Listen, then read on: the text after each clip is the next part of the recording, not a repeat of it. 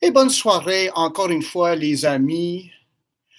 C'est Pasteur Gordon qui vous parle pas de GB et Gébo, mais de la part des Gébo. Bienvenue à notre étude biblique du mercredi soir, le 1er avril. On a réussi à survivre le mois de mars grâce à Dieu, puis on va certainement arriver à faire la même chose pendant ce mois-ci, si Dieu le veut.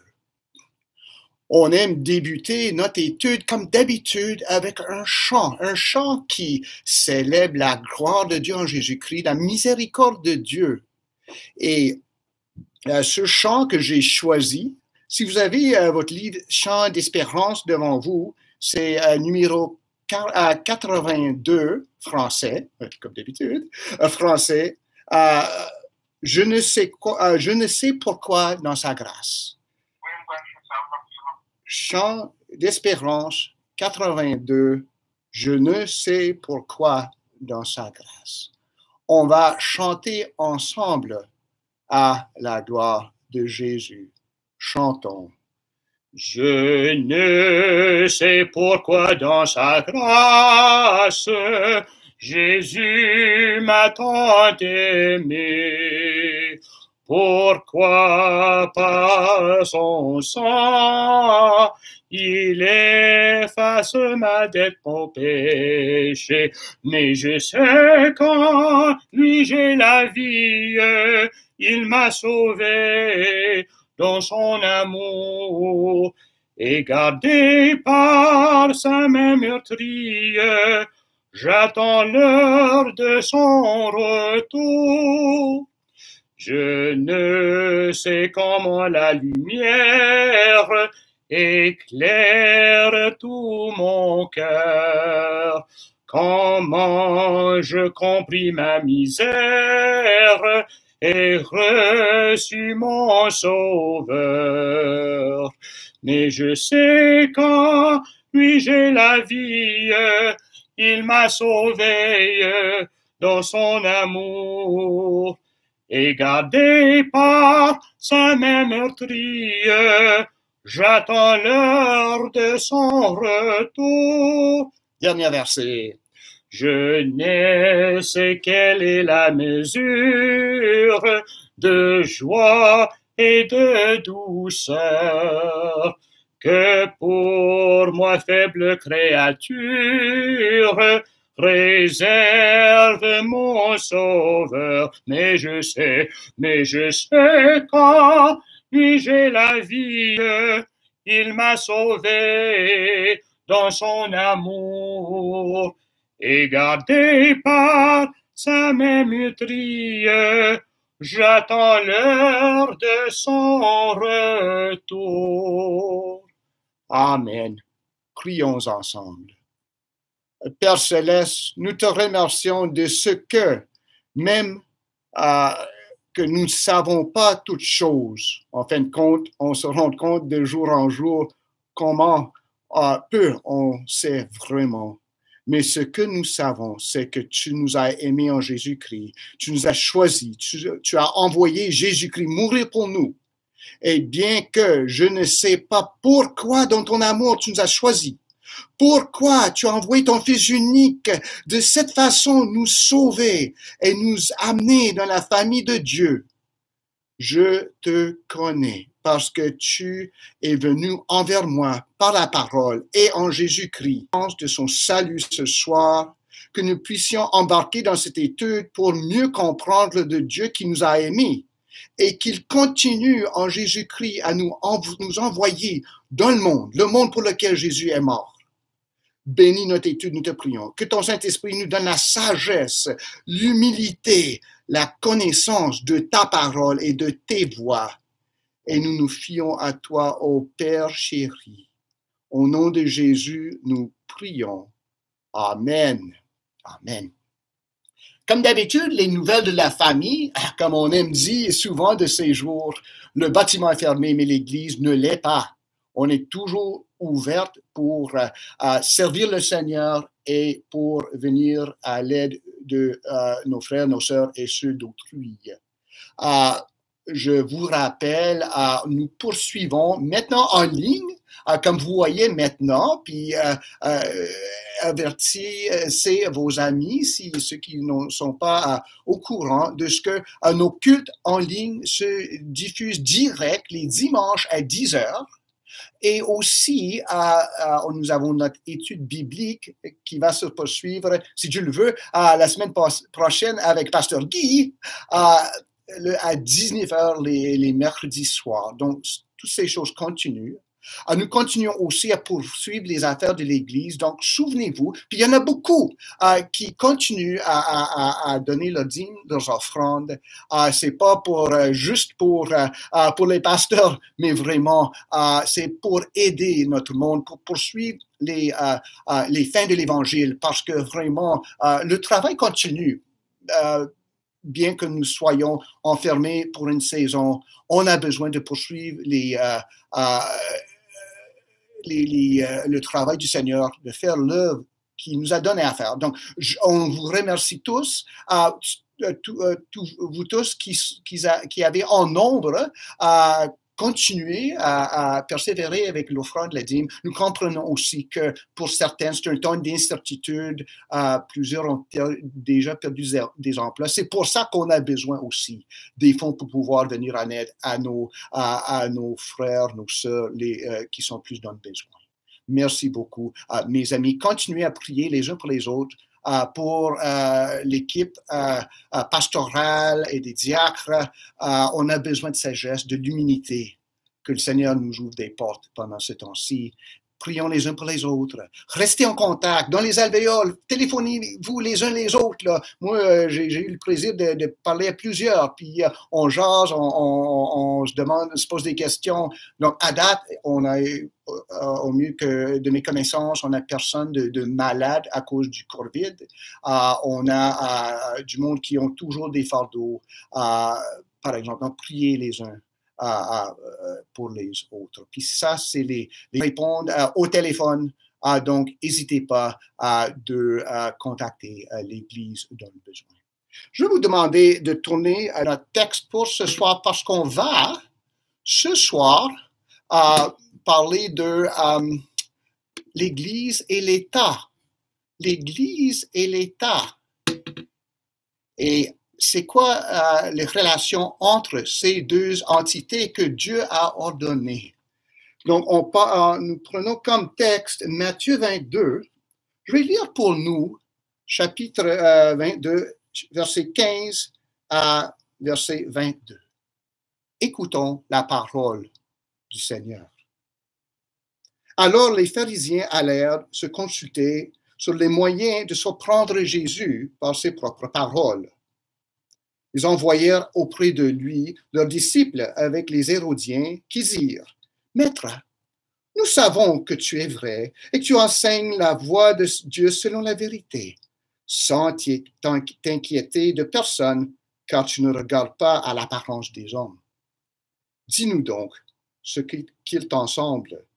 Est-il permis ou non de payer le tribut à César? » Jésus, connaissant leur méchanceté, répondit, « Pourquoi me tentez-vous, hypocrite? Montrez-moi la monnaie avec laquelle on paie le tribut. » Ils lui présentèrent un déni. Il leur demanda, « De qui sont cette effigie et cette inscription? » « De César, lui répondirent-ils. Alors il leur dit, « Rendez donc à César ce qui est à César, et à Dieu ce qui est à Dieu. » Étonnés de ce qu'ils entendaient, ils le quittèrent et s'en allèrent. Parole du Seigneur. Eh bien, nous embarquons sur la dernière séance de notre série dans la pensée, la promesse, la pratique des baptistes. Si vous vous souvenez, à travers les semaines qui ont précédé ce mercredi, on a parlé des caractéristiques de la pratique et de la pensée baptiste. On s'est servi de l'acrostiche baptiste pour essayer de mettre ça en vue. B pour Bible, A pour l'âme, la liberté de l'âme. P pour pasteur et diacre, les deux offices que possède l'Église locale selon les baptistes. T, table du Seigneur et le baptême, ou le baptême et la table du Seigneur si on veut, les deux ordonnances que Jésus nous a laissées pour pratiquer jusqu'à ce qu'il vienne. I, l'indépendance de l'Église locale, son autorité, sa compétence. S, le sacerdoce de tous les croyants. En tout cas, on est tous ensemble un corps sacerdotal qui sert Dieu et qui sert le monde pour présenter la parole de Dieu au monde et pour prier pour le monde et pour prier les uns pour les autres. Le S, sacerdoce de tous les croyants. T, la semaine passée, tout croyant, tout le monde dans l'Église qui compose l'Église est membre. Autrement dit, l'Assemblée est une assemblée sauvée, baptisée et affiliée. Donc, tout membre croyant. Puis on finit aujourd'hui avec un sujet peut-être de laquelle plusieurs d'entre nous on n'y a pas réfléchi à date, mais peut-être dans les prochains jours, ça va nous s'imposer sur notre pensée. C'est la relation entre l'État et l'Église. Et ce que le E en baptiste, si on veut, pour les baptistes, l'État et l'Église sont séparés, sont divisés. Chacun a son rôle selon la parole de Dieu, mais l'État et l'Église ne se mêlent pas en pouvoir ou en autorité. Puis on va parler ce soir de la loi. Qu'est-ce que dit la loi canadienne, notre charte de droits et libertés? L'histoire un peu de cette séparation, les liens entre l'Église et l'État comme tel, puis notre pratique actuelle. Donc, juste une petite note, je vais enseigner à la fin, si vous voulez, si vous avez une compte YouTube, vous pouvez faire du clavardage en direct pour poser des questions. Je vais essayer d'y répondre. Si vous ne connaissez pas ça, on va essayer. Vous pouvez téléphoner à l'église. Je vais répondre ici chez moi. Puis c'est pour ça que je vais attendre à la fin de l'enseignement. Je vais essayer d'entendre, de répondre aux questions qui sont reliées par la téléphone, si c'est nécessaire. Mais c'est mieux faire le clavatage ou me texter. Donc, on va essayer ça. On s'adapte pas mal à toutes sortes de choses, y inclut la manière qu'on fait notre étude biblique, n'est-ce pas? OK. Donc, ce qu'il faut savoir, il faut confesser primordialement, c'est que les autorités civiles, le gouvernement, si on veut, ils existent selon l'ordonnance de Dieu. On trouve ça en Romains, chapitre 13, versets 1 à 7. Et puis peut-être plusieurs d'entre nous connaissent ça, ce passage, mais c'est important pour vraiment encadrer notre discussion. On ne peut pas dire juste, on fait ce que veut l'État parce qu'on est de bons citoyens, ni je fais rien de ce que veut l'État parce que je suis citoyen du royaume, je suis enfant du roi, dans moi, le gouvernement, je ne me mêle pas là-dedans. Les deux existent en même temps. Puis les traditions chrétiennes, on essaie de gérer ça de différentes façons. Nous, les baptistes, croiraient plutôt à une division entre ces deux sphères d'influence, d'autorité. Mais selon Romains chapitre 13, je lis les premiers 7 versets, juste pour nous mettre dans l'esprit de notre discussion. L'apôtre Paul écrit que toute personne soit soumise aux autorités supérieures, car il n'y a point d'autorité qui ne vienne de Dieu. Et les autorités qui existent ont été instituées de Dieu. C'est pourquoi celui qui s'oppose à l'autorité résiste à l'ordre que Dieu a établi. Et ceux qui résistent attireront une condamnation sur eux-mêmes. Ce n'est pas pour une bonne action, c'est pour une mauvaise que les magistrats sont à redouter. Veux-tu ne pas craindre l'autorité? Fais-le bien, et tu auras son approbation. Le magistrat est serviteur de Dieu pour ton bien. Mais si tu fais le mal, crains, car ce n'est pas en vain qu'il porte l'épée, étant serviteur de Dieu pour exercer la vengeance et punir celui qui fait le mal.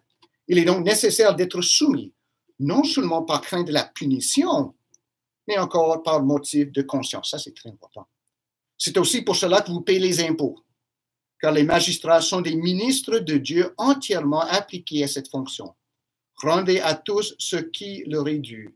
L'impôt à qui vous devez l'impôt, le tribut à qui vous devez le tribut, la crainte à qui vous devez la crainte, l'honneur à qui vous devez l'honneur. Parole du Seigneur. Donc, nous voyons que la Bible vraiment fait pas juste admettre l'existence des autorités civiles, mais les mettre dans leur place. Ça, c'est important parce que ça veut dire qu'ils ont de quoi faire, mais ils ont de quoi faire qui est vraiment dirigé par la volonté de Dieu. Donc, c'est toujours à Dieu qu'il faut rendre obéissance. Donc, ces autorités existent selon l'ordonnance de Dieu. Ils ont des responsabilités et des pouvoirs convenables à la sphère que Dieu leur a assignée. Okay. Mais on ne peut leur accorder ce qui ne leur revient pas.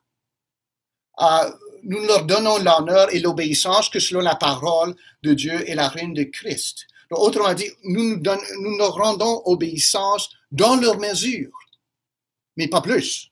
Parce que c'est à Dieu, en fin de compte, qu'il faut obéir. Mais on obéit au gouvernement parce que le gouvernement, c'est le ministre de Dieu dans la plupart des cas.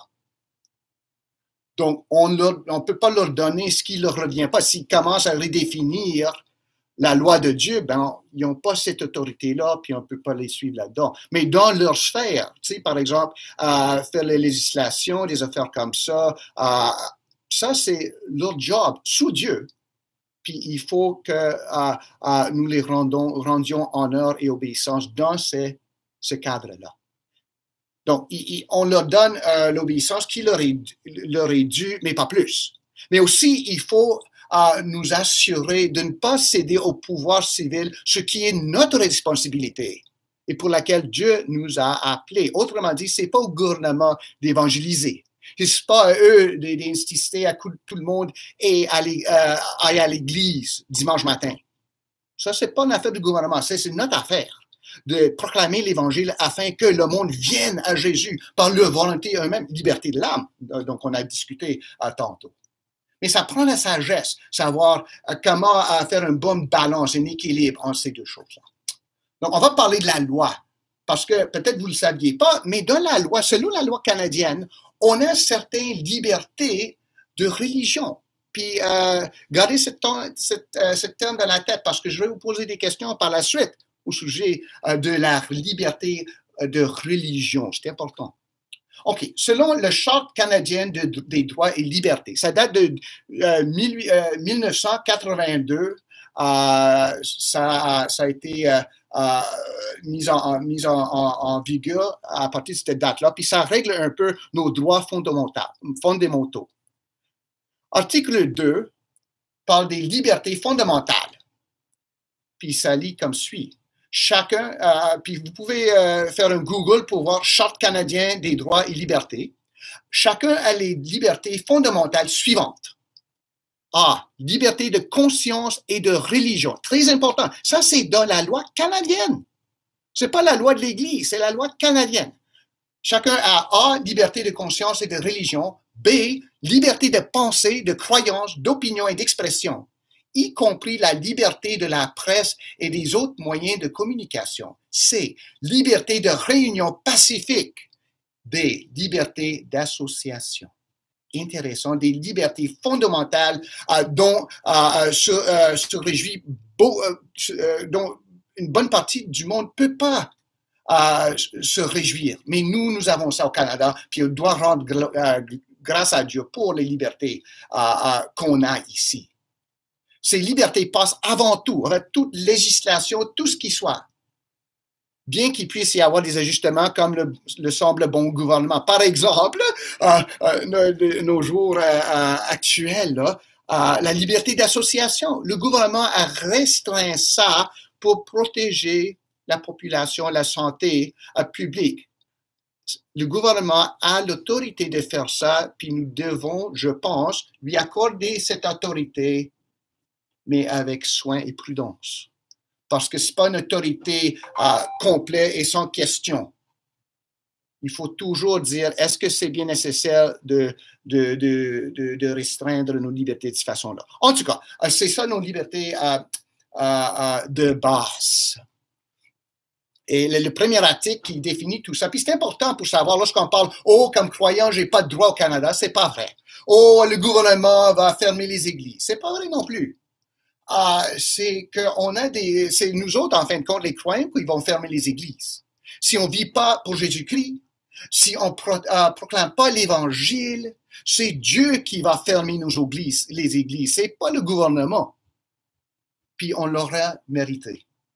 Bon, en tout cas, ça tombe, c'est la première clause, si on veut, de cette charte, garantit, numéro 1, garantit les droits et libertés qui y sont énoncés. Ils ne peuvent être restreints que par une règle de droit, comme on a vu, dans les limites qui soient raisonnables et dont la justification puisse se démontrer dans le cadre d'une société libre et démocratique. Donc, lorsqu'on essaie de comprendre pourquoi ce gouvernement veut fermer les églises, est-ce qu'on n'est pas fidèle en n'ayant pas au culte, c'est de là que ça vient. Puis, à date, c'est raisonnable. Il faut toujours surveiller ça, parce que le gouvernement ne gouverne pas sans nos approbations. Comme citoyens, laisse faire comme croyants. Donc, c'est ça les libertés que nous avons. Nous avons une bonne protection dans la loi de notre liberté de religion et non juste de croyance. Il y a une différence, puis une de mes questions, c'est quoi la différence entre liberté de religion et liberté de pensée ou de croyance? C'est une liberté importante, une différence importante. L'une signifie rien, l'autre, c'est essentiel pour pouvoir servir Jésus-Christ et pratiquer la foi des apôtres. On va en discuter tantôt. Donc, on a parlé un peu de la loi qui règne au Canada. Donc, c'est quoi l'histoire de ce sujet de séparation d'Église et d'État? Ben, à partir, je ne sais pas si vous connaissez l'histoire, on va faire juste l'histoire de l'Église, on va faire juste vite fait un petit survol. À partir du temps des apôtres jusqu'à Constantin 325 après Jésus-Christ, l'Église a toujours été sur la périphérie. Ce que nous voyons dans le temps des apôtres continue plus ou moins avec des persécutions, avec la paix qui sont alternées pendant ces 4 siècles. L'Église poursuivait sa mission devant Dieu avec au mieux une tolérance des autorités. L'Église était tolérée puis persécutée quand ça semblait bon à l'empereur, puis après ça, c'était correct. Suite à Constantin, il y a eu un changement. Constantin, ça prétendait être croyant. Il y a un débat là-dessus, mais en tout cas, disons, il a été baptisé, donc formellement, il était croyant. L'Église a été tolérée suite à Constantin. C'est un grand changement. Peut-être au temps de Constantin, nous étions à peu près 10% de la population de l'Empire romain. À l'extérieur, on faisait comme lorsqu'il y a eu une peste dans la ville de Rome en 250, tous les riches, les puissants ont quitté la ville, les croyants sont restés pour prendre soin des malades. Puis ils ont péri en grand nombre. Mais ils sont restés là en service à Jésus-Christ et aux pauvres, aux opprimés, aux malades. Mais on était sur la périphérie. Ça a changé avec Constantin. Puis, vite fait, pendant le 4e siècle, l'Église a commencé par être tolérée, puis acceptée, approuvée, puis rendu à la fin du siècle, à la fin des années 300, c'était obligatoire d'être croyant quasiment. Ça a beaucoup changé. C'était involontaire de faire partie à l'Église. L'Église faisait partie de l'État. Cette situation a duré plus ou moins pendant plusieurs siècles par la suite, pourvu que l'Église soit l'Église de l'État. Les églises orthodoxes dans l'Est, l'Église de Rome, les Romains catholiques dans l'Ouest. Ceux qui n'en faisaient pas partie, les sectes, les petites églises qui étaient toujours sur la périphérie de l'Église reconnue, furent persécutés en masse par l'Église officielle. C'était vraiment, vraiment difficile à considérer, à penser à ça. Au temps de la Réforme, on parle à peu près 1500, disons maintenant, donc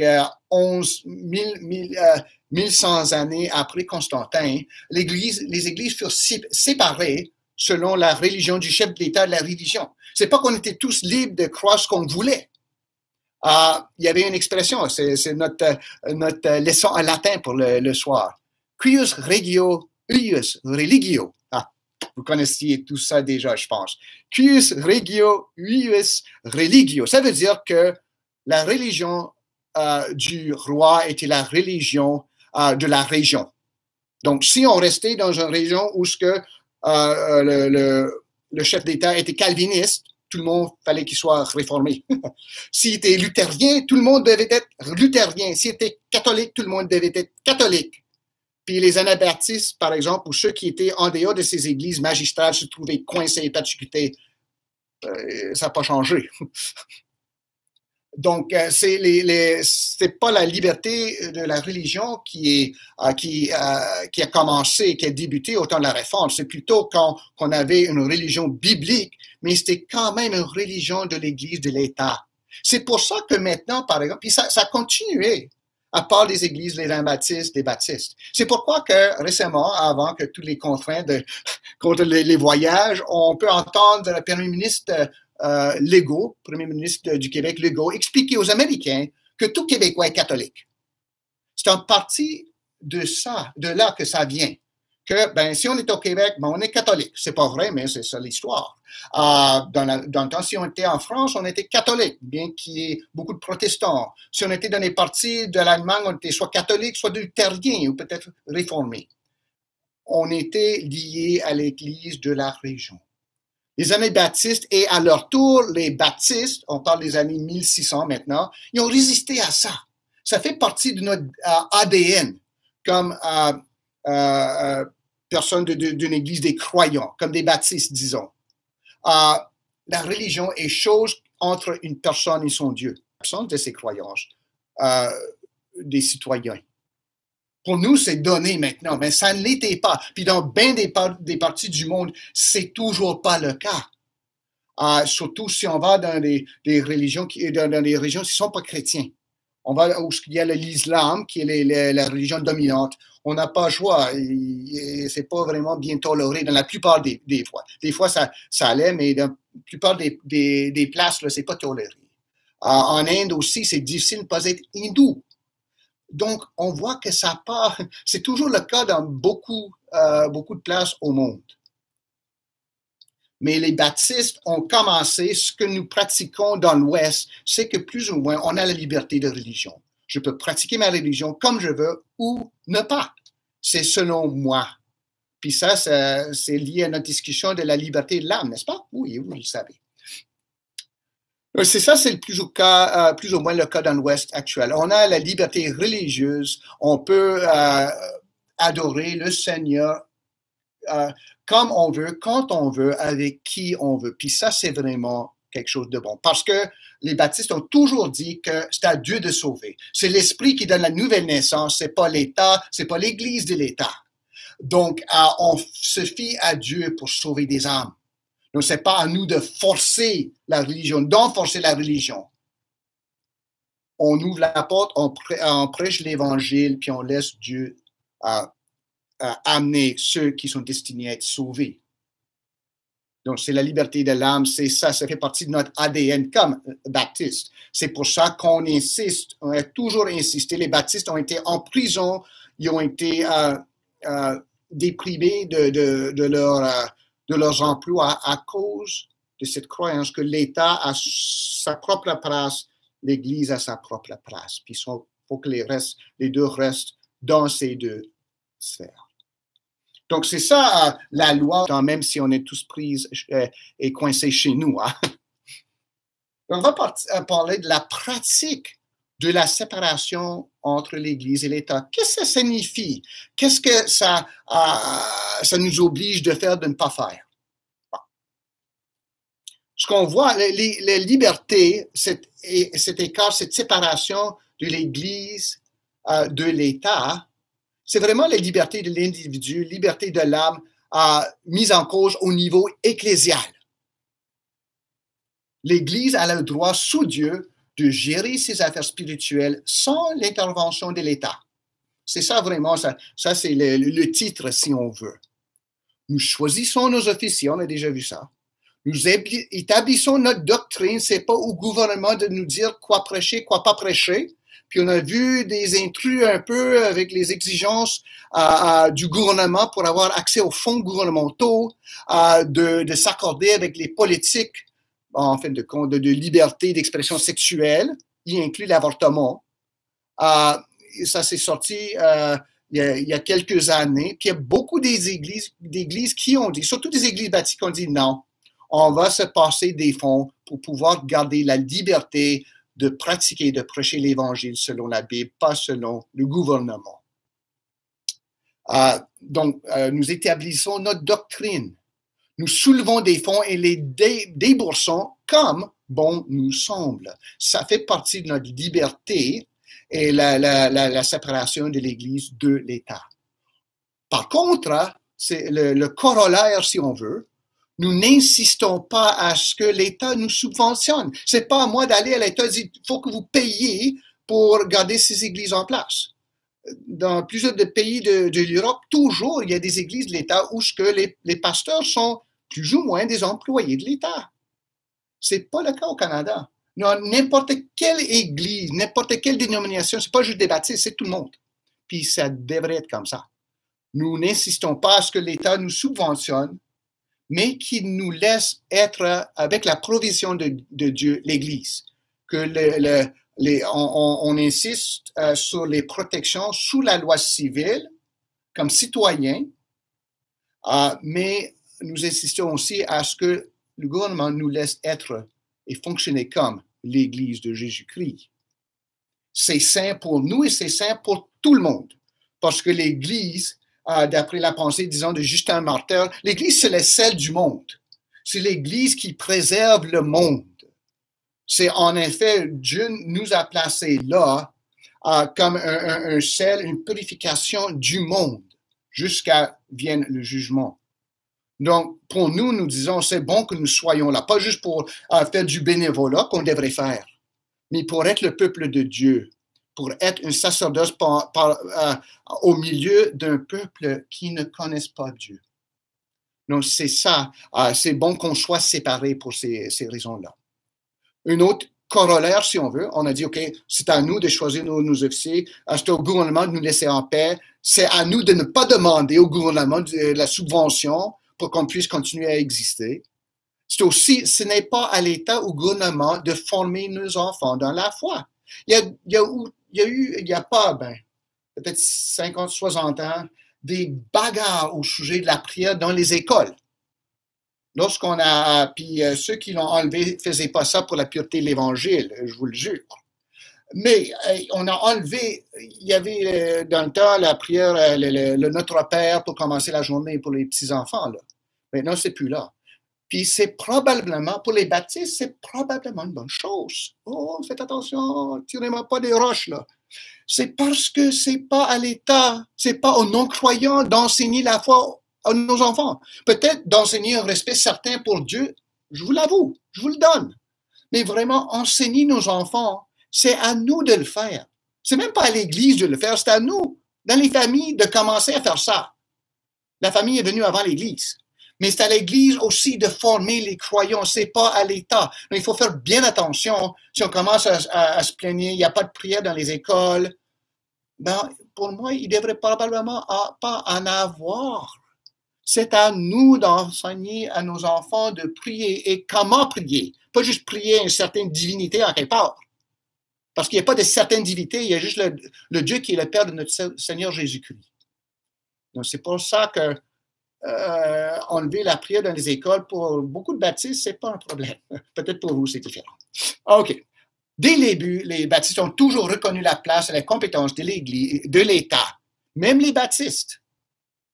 L'État est une ordonnance de Dieu. C'est lui qui l'a établi pour garder la paix civile et pour donner aussi un environnement où l'Évangile peut être promulgué, où il y a le calme, où il y a la loi et l'ordre. Ça, c'est bon. Puis on est tellement béni au Canada, même si on a des problèmes avec le gouvernement, puis des choses qui se passent. On a un système qui est juridique, législatif, de police qui est juste. Puis ça, c'est tellement une bénédiction. Le désordre, c'est une malédiction. Il y en a plusieurs parmi nous qui peuvent en témoigner. Mais vraiment, l'État a ses propres droits et sa propre autorité sous Dieu, puis ça devrait être comme ça. Mais ce n'est pas grâce à son pouvoir. Lui, à la police, l'armée, donc il faut faire ce qu'ils disent. C'est selon la loi de Dieu. Donc, notre obéissance au gouvernement, c'est toujours une sujet de sagesse de dire, est-ce que, oui, je suis le gouvernement là-dedans? Il faut bien penser avant de dire non, je n'obéis pas. Par exemple, dans le champ des mariages, le gouvernement reconnaît des unions des gens du même sexe. Nous disons que ça n'existe pas.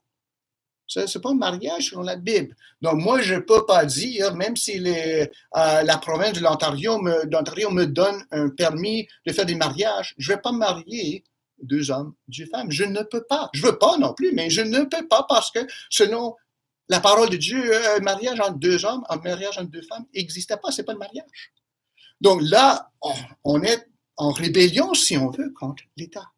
Mais l'Église insiste sur la liberté de pouvoir suivre Dieu là-dedans et pas la loi. À date, ça n'a pas été un problème, on va voir.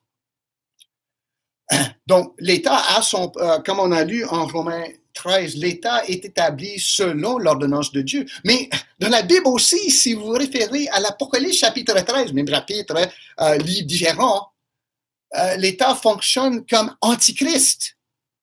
Donc, on voit que ce n'est pas un sujet général, il faut toujours faire ce que dit l'État parce que l'État est bon. Bien souvent, l'État peut être l'outil du malin. Puis c'est là que l'Église se trouve dans une situation difficile. Quand est-ce qu'on confesse Jésus-Christ, puis on se fait jeter en dehors des emplois, en dehors de nos bâtiments, en prison et à la mort? Il faut être sage. Mais on voit que les 2:13, la loi des 13, si on veut, Romains 13 qui établit l'Église comme l'État comme ordonnance de Dieu, Apocalypse 13 qui voit l'État comme une menace contre les fidèles, contre le reste, l'Église de Jésus-Christ. Donc, il faut toujours être sage là-dedans. Donc, en pratique, on prie pour notre gouvernement, mais notre gouvernement n'est pas Dieu. On obéit à notre gouvernement dans son cadre, dans sa sphère. Mais lorsqu'il essaie de quitter sa sphère pour imposer des lois qui sont malignes, les lois qui sont sont carrément contre la loi de Dieu, l'Église doit dire « je proteste ». Donc, c'est ça plus ou moins l'équilibre qu'on doit garder. Cette pratique, par exemple, pourquoi est-ce qu'on fait ça? Ben, on est des baptistes, donc on fait ça. Non, c'est pas ça du tout, vraiment. Bon, c'est bon d'être des baptistes, je dirais, je suis un baptiste. Mais cette pratique, comme tout ce dont on a discuté depuis les semaines, même avant COVID-19, cette pratique cherche à élever la souveraineté de Jésus-Christ dans son Église. Chaque chose, chaque pratique qu'on met en place, nous devrions pouvoir dire c'est pour la gloire de Dieu en Jésus-Christ. On n'a pas de prêtre. Pourquoi? Parce que c'est Jésus notre prêtre. On n'a pas ça. Pourquoi? C'est parce que c'est Jésus qui le fournit. On a ça. Pourquoi? Parce que ça rend gloire à Jésus. On se fie sur la Bible et pas sur la nouvelle inspiration. Pourquoi? Parce que Dieu a parlé par son Saint-Esprit dans la parole de Dieu, dans la Bible, de Jésus-Christ. Puis le témoignage de Jésus-Christ, c'est fini là dans ces 66 livres. C'est pour ça, c'est pour rendre gloire à Jésus-Christ. C'est pas pour être bon baptiste, c'est pour être de bons serviteurs, servantes et des bons témoins de Jésus-Christ. Puis tout ce qu'on dit de l'État et l'Église, là, le lien entre les deux, convient à ce qu'on a déjà discuté. L'indépendance de l'Église, pour que Jésus soit le Seigneur de l'Église, pas quelqu'un ailleurs ou des règlements, des traditions. La compétence de l'Église de choisir ses anciens et ses diacres pour que l'Esprit Saint, l'Esprit de Dieu, de Jésus-Christ, de Dieu, parle pour mettre à part ces personnes pour servir dans son corps, dans son Église. le fait que l'Église n'est composée que de croyants, pour qu'il y ait un témoignage le plus purifié possible de Jésus-Christ, puis qu'on voit Jésus à l'œuvre parmi ceux qui confessent son nom.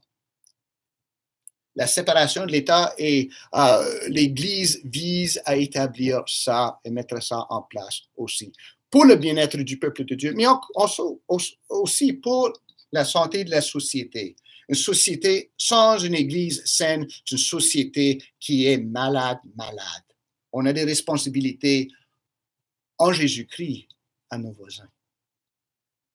Car si l'Église cesse d'être ambassadeur, cesse d'être l'ambassade de Jésus-Christ et devient un serviteur de l'État, on risque de perdre la voix et la vie prophétique dont nos citoyens ont besoin. Ils ont besoin de nous, même quand ils n'aiment pas entendre parler de notre Jésus, même quand ils disent que vous avez des drôles de façons de procéder. Ils ont besoin de nous pour être des miroirs, des témoins de Jésus-Christ, afin que la gloire revienne au Père. Parce que sans ce témoignage, une société est finie. Ils ont besoin de nous. Le meilleur citoyenne qu'on puisse être au Canada, c'est des croyants fidèles qui servent à Jésus-Christ avant d'être serviteurs, servantes de l'État. Donc, il faut que nous soyons ça. Mais par contre, c'est un autre corollaire, c'est plein de corollaires. Hein? C'est comme une pièce de monnaie avec cinq faces, hein? Pile ou face, ou pile ou face, ou pile ou face. Si l'Église, par contre, va l'autre bord, puis se mêle dans les affaires de l'État, puis on voit ça ailleurs, des clérics, l'Église qui disent « Oh, je vais gérer l'État ». On risque le cléricalisme. Autrement dit, c'est l'Église qui gère l'État. On voit ça, on appelle ça un théocratie aussi. On voit ça dans des pays musulmans des fois, où il y a des clérics islamiques qui gèrent l'État, puis on voit que ça marche pas tellement bien. Mais si l'Église le fait, on ne devient plus serviteur de Jésus, on devient serviteur de César. Même on essaie de remplacer César à la place d'être les reflets de Jésus. Puis si les clergés essaient de diriger le civil, mais le clergé n'est pas compétent et ça entraîne souvent des dommages à l'ordre civil et à l'Église. Donc pour ça, on vise à, si on est croyant, les croyants devraient s'impliquer dans le gouvernement.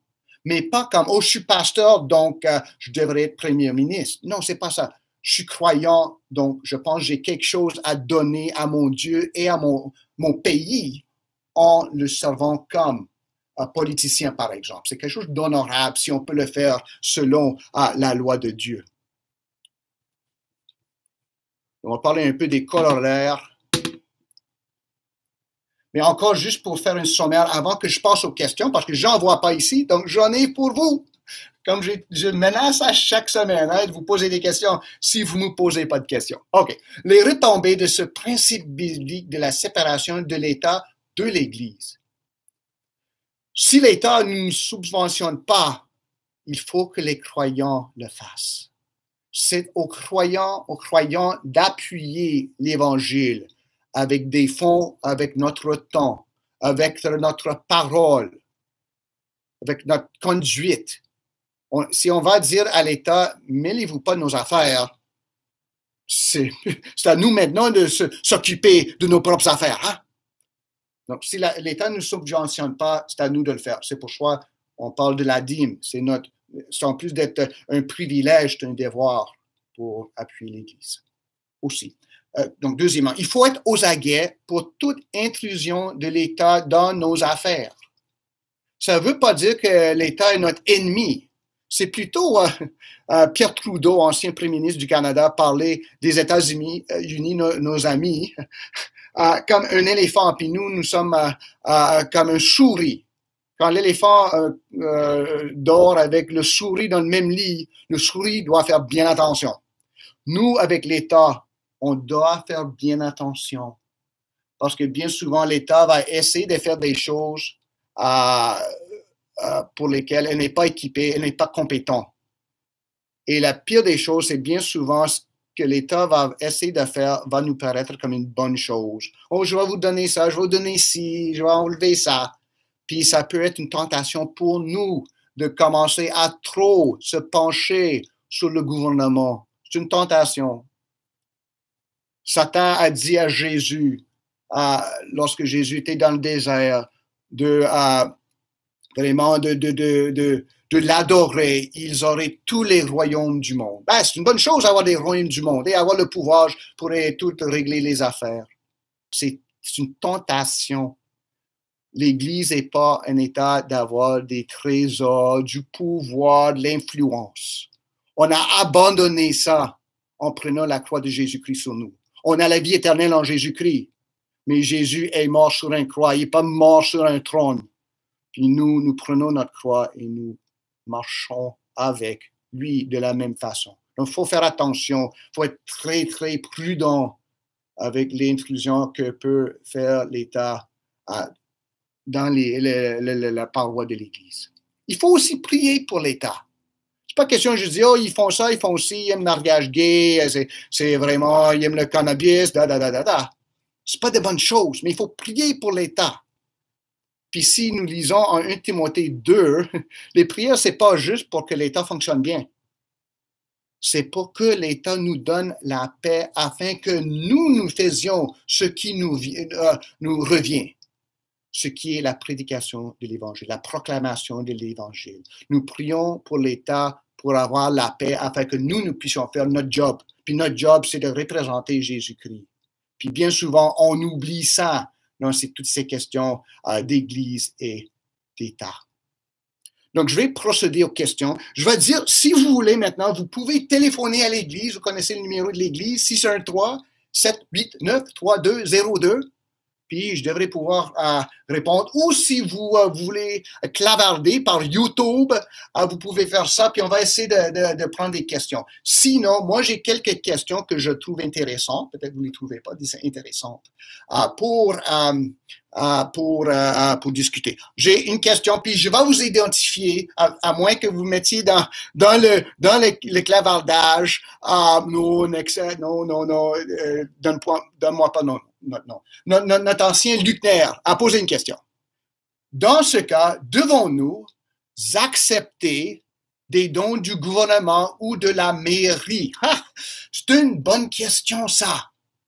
Parce que, comme j'ai dit, c'est une question de sagesse, mon frère.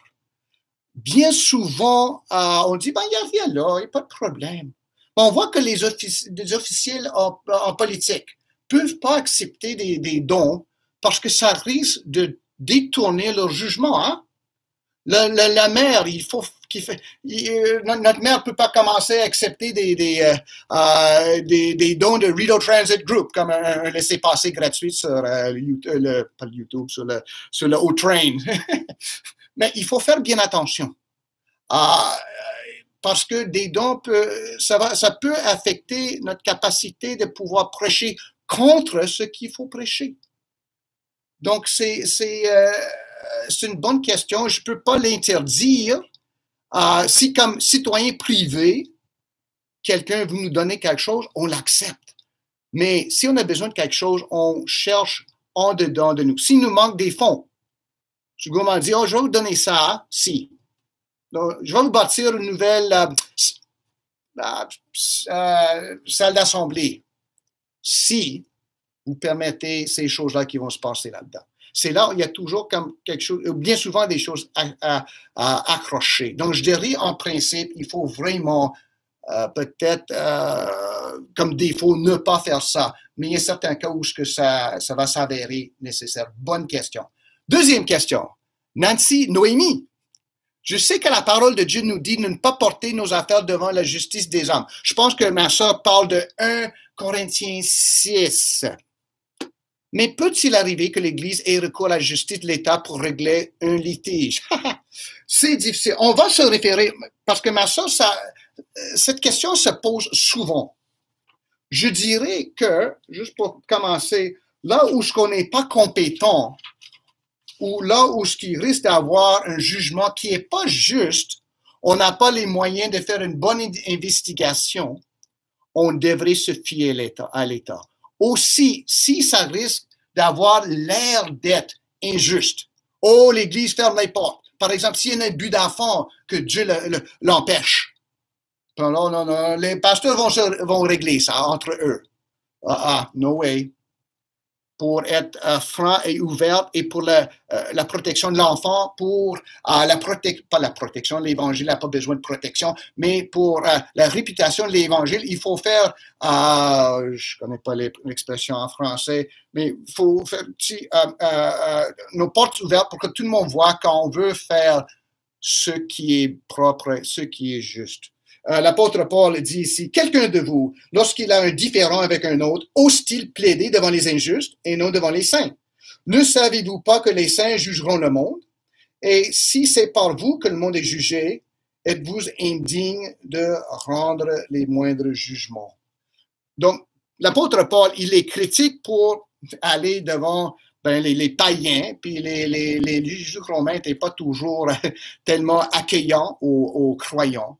Mais en plus, on va voir que sa critique, c'est pas juste que vous régliez pas ces affaires dans l'Église. C'est plutôt que, comme il dit tantôt, vous dépouillez les uns les autres. Il dit à la place, vous devriez vous laisser dépouiller à la place de voler les uns des autres. Ça continue jusqu'à verset 9, disons.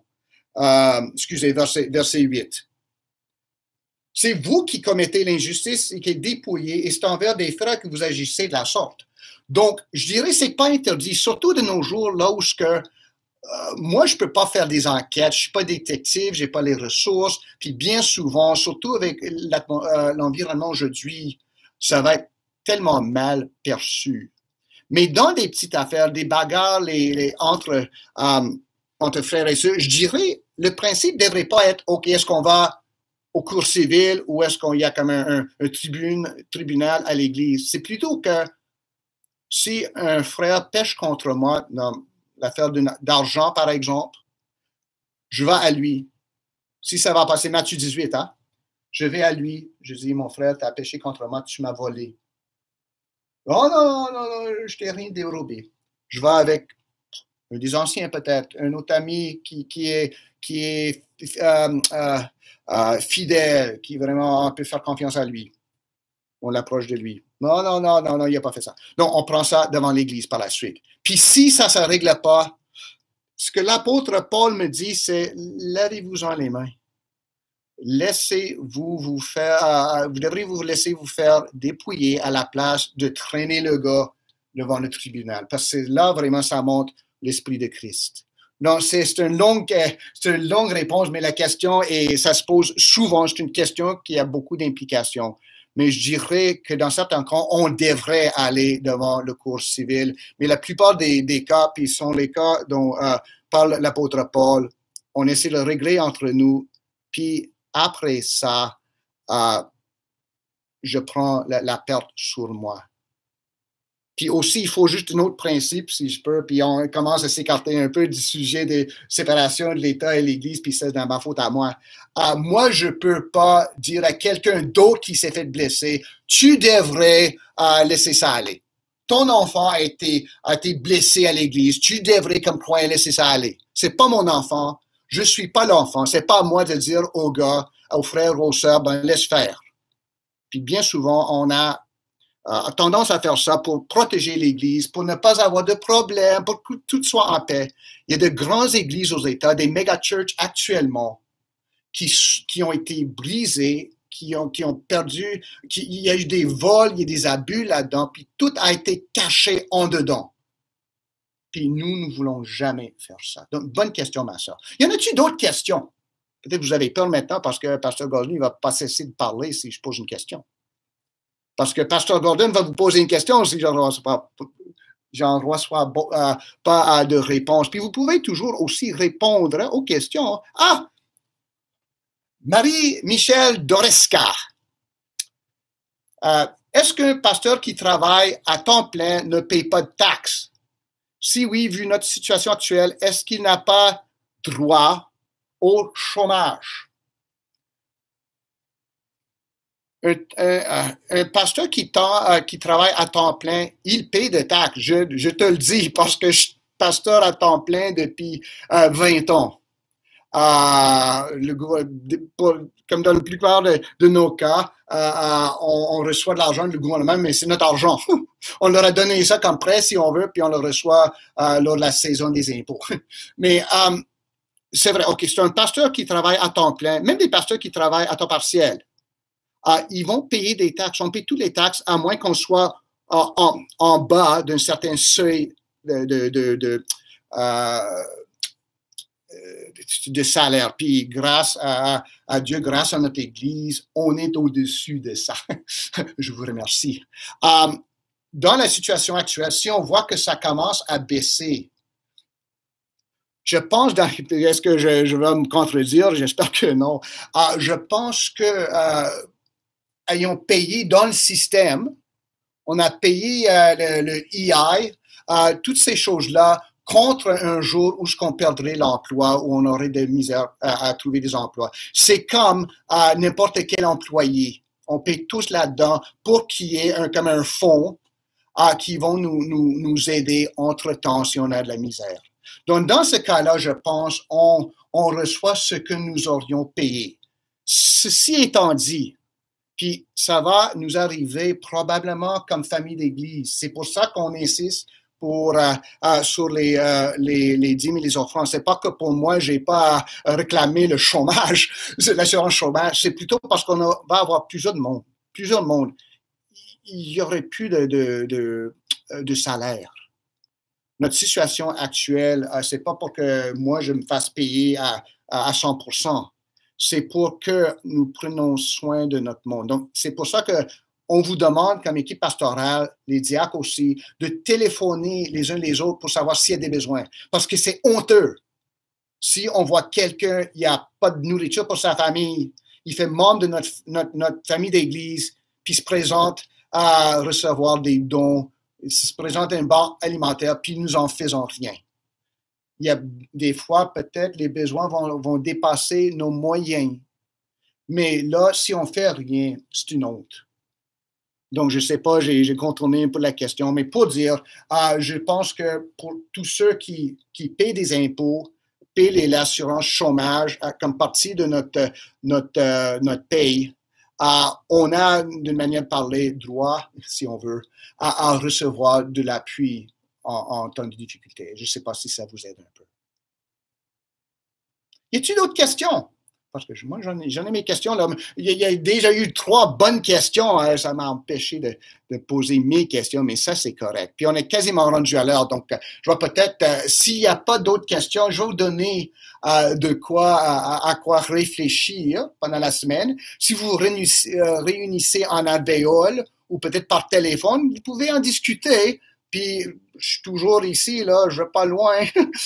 Vous pouvez me contacter pour dire, oh, Pasteur Gordon, on avait des questions sur tes questions. Puis, je vais essayer de vous répondre. Les questions que j'ai pour vous, mes amis. Est-ce que le gouvernement a droit de fermer les églises en temps de crise? On a discuté de ça, donc la réponse est dans l'enseignement. Est-ce que le gouvernement fait bien lorsqu'il ferme et incite à ce que l'Église ferme? Est-ce que c'est correct, ça? Et à quel point, si c'est correct, disons, à quel point est-ce qu'on devrait obéir à ça? C'est une question un peu ouverte. Mais question, est-ce que le gouvernement a le droit, légitimement, sans être des dictateurs, de fermer les églises en temps de crise? Deuxième question pour vous.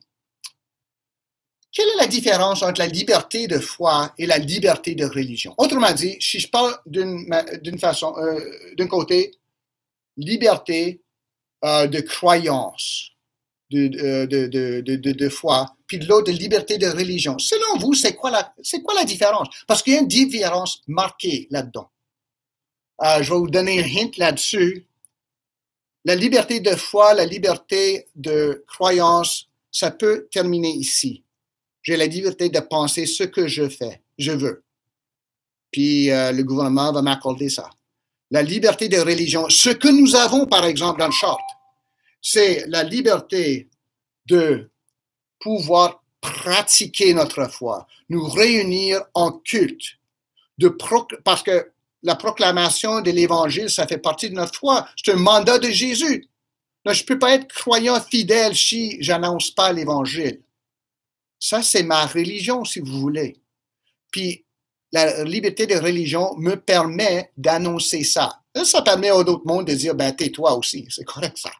Mais c'est ça la différence un peu. Liberté de foi, liberté de religion, c'est ici. OK. Une autre question pour vous, là, les amis.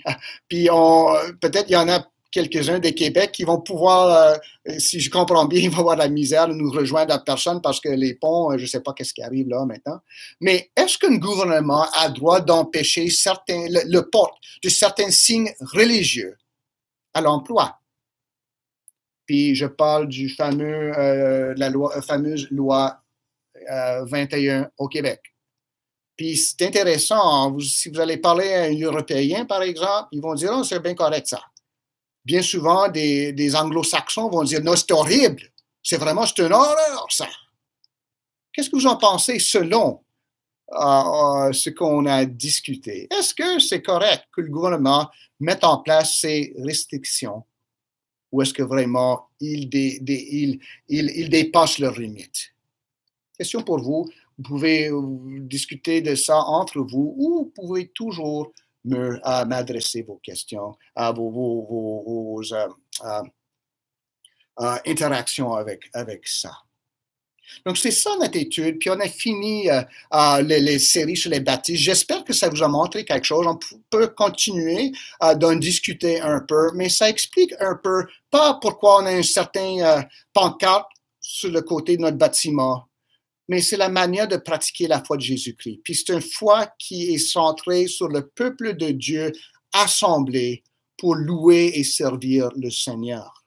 Donc, le baptisme, c'est pas vraiment juste une dénomination, c'est pas un nom. C'est un genre de recevoir les instructions et la bonne nouvelle de Jésus-Christ et de les mettre en pratique. Donc, c'est ça notre série.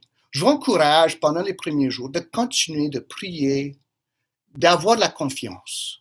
Je sais qu'ayant parlé à plusieurs, des pasteurs aussi, puis pas des pasteurs de notre église, mais des pasteurs ailleurs, on se sent maintenant un peu débordé. On ne sait pas par où aller. Il y a plusieurs qui disent, ça n'a jamais arrivé, c'est quelque chose de complètement nouveau. Comme j'ai dit, c'est un signe noir. On n'a jamais vu ça. C'est vrai pour nous, on ne l'a pas vu. Mais le Seigneur le sait. Ça, ce qui va se passer, ce qui s'est passé, n'est pas arrivé sans la connaissance de Dieu et sans le contrôle de Dieu non plus. Il est souverain là-dedans. Donc, lorsqu'on dit, je ne sais pas par où tourner, peut-être pour vous, ce n'est pas question de tourner, c'est de rester en paix et de confesser que Dieu est Dieu. Il est souverain. Même si demain, vous ne savez pas comment procéder, faites ce qu'il faut faire, mais ne soyez pas dans l'effroi, n'ayez pas peur, ne craignez pas, le Seigneur est là. Il ne va pas nous abandonner et il va nous diriger. Puis des fois, c'est correct de dire, je ne sais pas par où procéder maintenant. Je ne sais pas qu'est-ce que je devrais faire maintenant. Je me fie sur Dieu, puis je fais ce qui me tombe aux mains de faire aujourd'hui. Puis je me couche le soir en paix parce que c'est le Seigneur qui me protège, qui me garde en paix.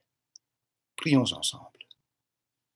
Père Céleste, nous te remercions pour ce temps qu'on a pu passer ensemble, même à distance. Oh, nous nous manquons, Père. Oh, que c'est bon de voir les amis, de demeurer ensemble. On est en train d'apprendre ça. Puis c'est une bonne chose, vraiment, que ça nous cause la peine de ne pas pouvoir voir nos amis face à face, de prendre un café, de prendre un petit goûter ensemble, puis de jaser, puis de prier ensemble. Aide-nous, Père, que nous restions fidèles à Jésus-Christ, que peu importe ce qui arrive, nous sachions que Dieu a créé le monde en et pour Jésus-Christ. Il a sauvé son Église par et pour Jésus-Christ. Et lorsque Jésus va revenir, c'est son Église qui va revenir. Et on va être avec le Seigneur, celui qui nous a aimés et qui s'est livré pour nous tous. soit glorifié dans nos vies. Nous te prions, ô Père, au nom de Jésus. Amen. Que la grâce de Jésus, Fils de Dieu, que l'amour du Père et que la communion fraternelle du Saint-Esprit soit avec vous et parmi vous ce soir et pour toujours. Allons en paix, au nom de Jésus. Bonsoir.